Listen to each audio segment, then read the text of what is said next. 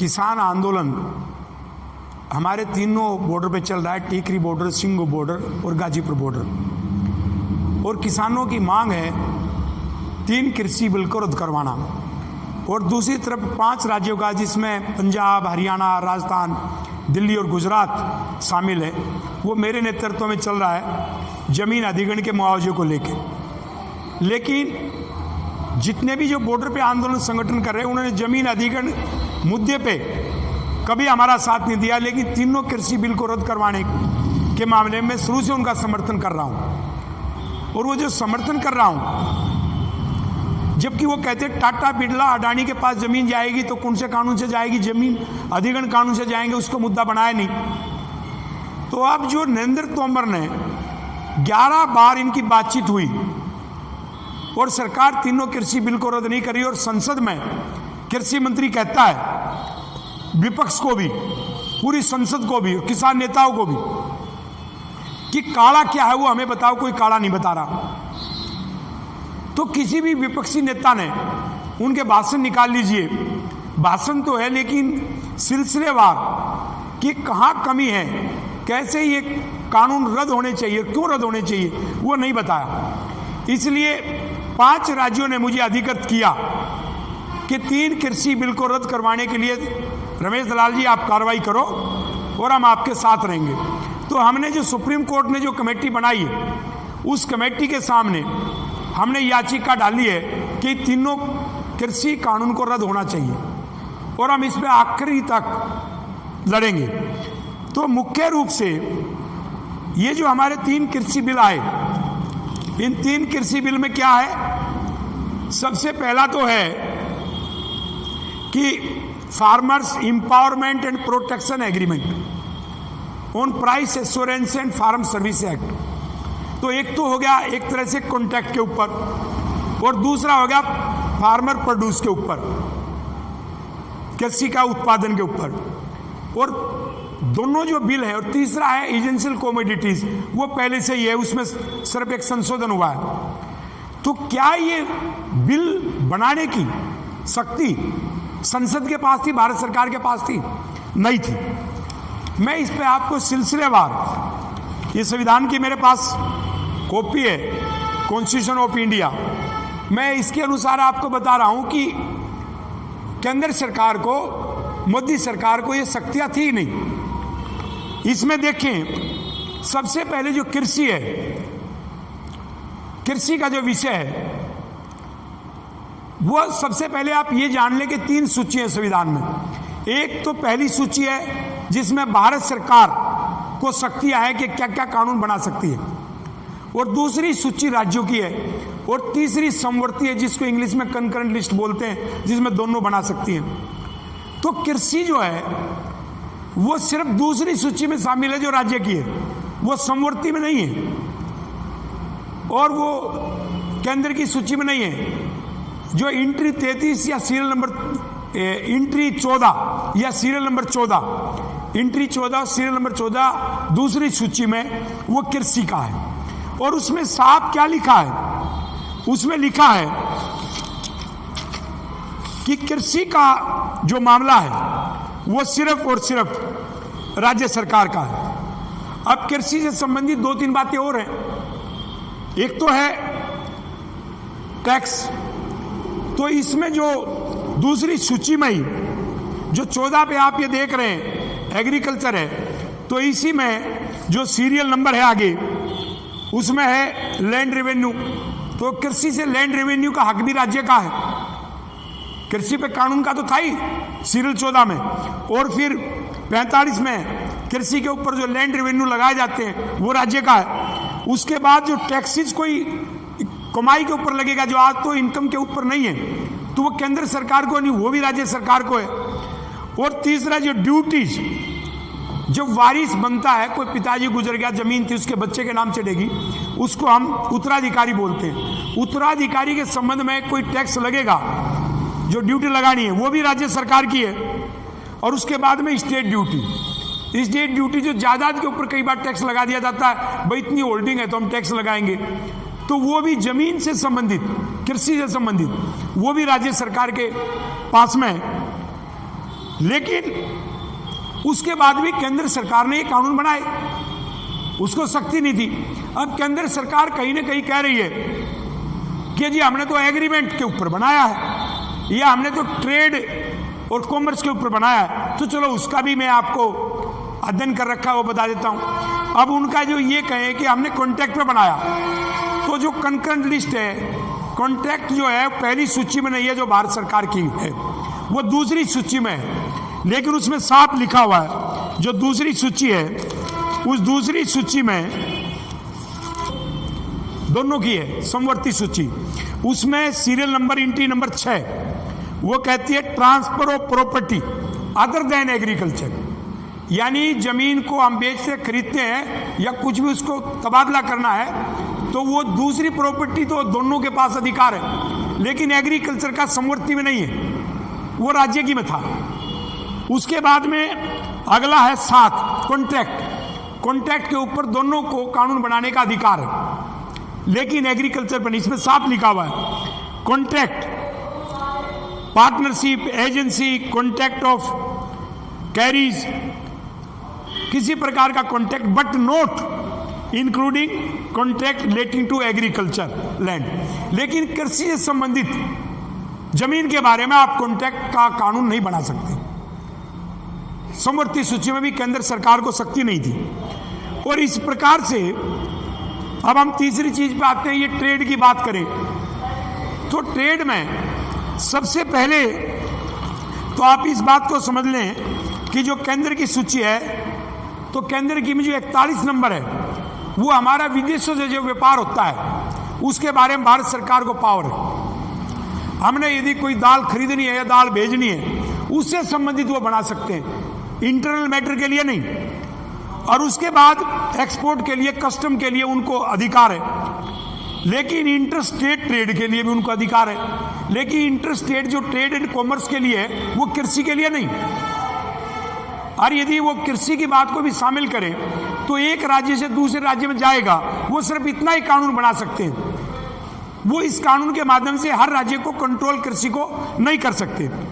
और इसके बाद जब हम आगे जाएं तो इसमें जो केंद्र की सूची है, जो मैंने बताया था स्टेट ड्यूटी 87 एंट्री है, और जो सक्सेसर उत्तराधिकारी के ऊपर टैक्स लगाना हो तो वो 88 है। लेकिन वो दूसरी जायदाद के बारे में उसमें साफ लिखा, कृषि के बारे में नहीं। तो केंद्र सरकार को वो अधिकार थे, कृषि से संबंधित नहीं थे। उसके बाद में फिर हम आ जाते हैं कि भाई एक कंकर्ड लिस्ट में एंट्री 33 है, वो ट्रेड एंड कॉमर्स की दोनों का अधिकार देती है। लेकिन ट्रेड एंड कॉमर्स में उसमें साफ लिखा हुआ है, उसका जो बी पार्ट है एंट्री 33 का, तो पहला तो इंडस्ट्री के बारे में, इंडस्ट्री के बारे में तो गवर्नमेंट ही भी बना सकती, राज्य सरकार भी, भारत सरकार भी। लेकिन उसमें फूड स्टफ का जिक्र है। फूड स्टफ कब होता है कि मेरे यहां ऊपर ये डोमिनोज है, ये फूड स्टफ में आता है। ब्रेड बन गई, वो फूड स्टफ में, ग्रेन नहीं, अनाज नहीं। तो आप जो कृषि के उत्पादन है उनको आप फूड स्टफ में नहीं शामिल कर सकते। जब आप उसको बनाते हो, तैयार करते हो, चिप्स बना लेते हो, वो फूड स्टफ में आता है। उसके बारे में इनको ट्रेड का और कॉमर्स का कानून बनाने का अधिकार था। और इसमें सिर्फ एक कॉटन की छूट दे रखी थी। लेकिन कॉटन में भी आप देख लो, जो हम कपास बोलते हैं, जिसको नरमा बोलते हैं, वो जब नरमा निकालते, कपास निकालते, तो उसमें दोनों चीज होती है, कॉटन भी होता है और बिनोला भी होता है। तो जो कच्चा होता है उस पर अधिकार नहीं, में साफ लिखा कॉटन, यानी कि जब मशीन में कॉटन अलग हो जाएगी और बिनोला अलग हो जाएगा तो उसके बाद केंद्र सरकार को हक है। जब तक वो कृषि का उत्पादन है केंद्र सरकार को हक नहीं।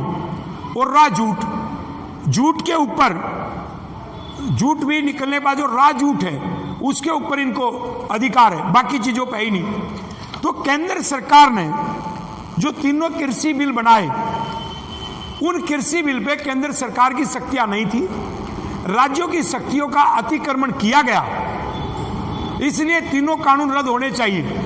और कृषि मंत्री ने जब बार बार पूछा संसद में, तो हम हताश थे कि देश के इतने सांसदों ने, किसी भी राजनीतिक पार्टी ने उसको ये जवाब नहीं दिया कि कृषि मंत्री जी आपको अधिकार ही नहीं था ये कानून बनाने का।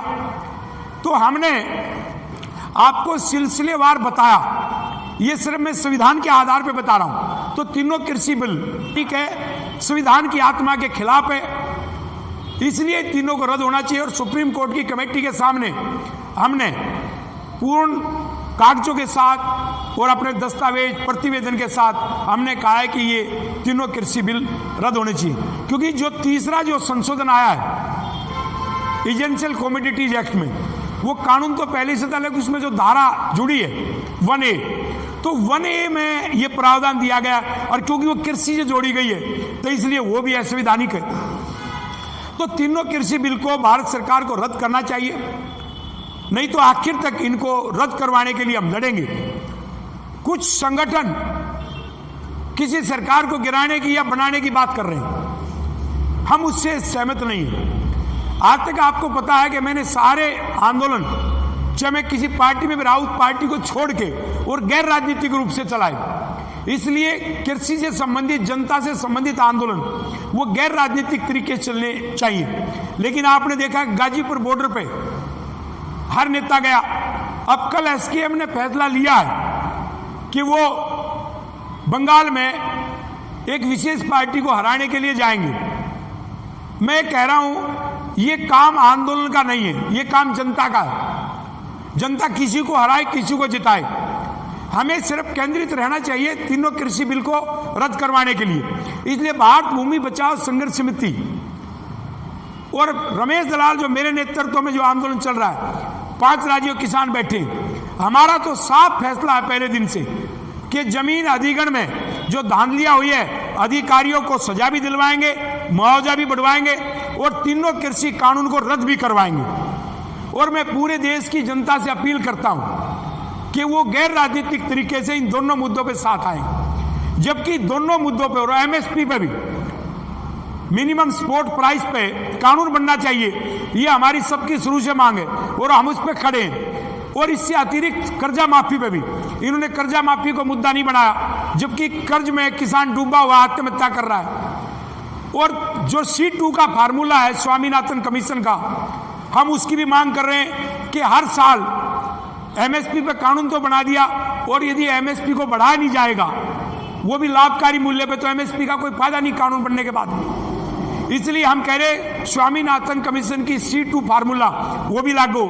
तो हम सभी किसान समस्या पर लड़ रहे हैं, जबकि हमारा संयुक्त किसान मोर्चा एक एमएसपी की बात कर देता था और मुख्य रूप से 3 बिल को रद्द करवाने की बात कर रहा था। हम 3 कृषि बिल को रद्द करवाने की लड़ाई लड़ रहे हैं, एमएसपी की लड़ाई लड़ रहे हैं, गारंटी की, कर्जा माफी की भी लड़ रहे हैं, और C2 फार्मूले के तहत हमारी फसल का दाम तय किया जाए जो लाभकारी मूल्य हो।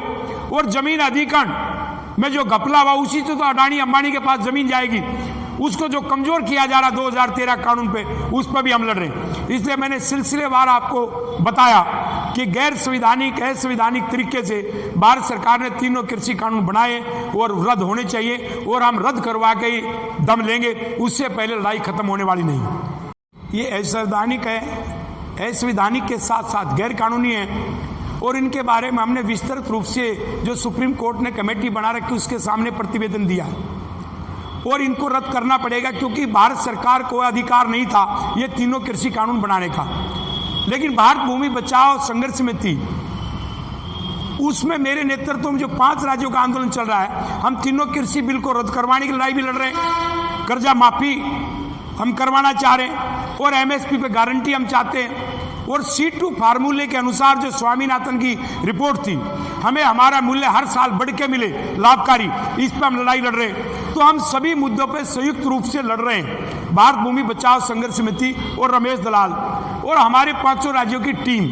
हम किसी एक मुद्दे पर नहीं लड़ रहे, कुछ संगठन कुछ मुद्दों पर लड़ रहे हैं, लेकिन हम सभी कृषि से संबंधित जो हमारा किसान मर रहा है उस पर लड़ रहे हैं। जो है नीलोटी में धरना देने की आवश्यकता के ऊपर टीकरी बॉर्डर पर पहले ही देना था। देखिए, टीकरी बॉर्डर पे जो धरना चल रहा है वो सिर्फ 3 कृषि बिल पे को रद्द करवाने की बात करें, और हमारे सामने इशू जमीन अधिग्रहण के मुआवजे का भी है, जो इससे बहुत बड़ा है, क्योंकि जमीन अधिग्रहण के कानून से ही तो जमीन अडानी अंबानी के पास जाएगी। और दूसरा ये है कि कर्ज माफी कि बिना किसान का गुजारा नहीं और मूल्य हमें मिलता नहीं। स्वामीनाथन का जो C2 फार्मूला है वो लागू नहीं हुआ। और हम गांधीवादी आंदोलन में भरोसा रखते हैं। कोई भी जो हिंसक आंदोलन होगा उसमें सामाजिक तत्वों को, कोई अग्रेसिव आंदोलन होगा उसमें उसको बढ़ावा मिलता है। और आपने जो 26 जनवरी की घटना देखी, तो कोई भी लड़ाई जो देश में जीतता है वो गांधीवादी तरीके से जीत सकता है। नहीं तो आज तक मैं एक उदाहरण दे रहा हूं, जाट आंदोलन चला, गुर्जर आंदोलन चला, पटेल आंदोलन चला, मराठा आंदोलन चला, कितने बच्चे हमारे शहीद हुए दोनों तरफ से, क्या आरक्षण मिल गया? इसलिए गांधीवादी तरीके से ही लड़ेंगे।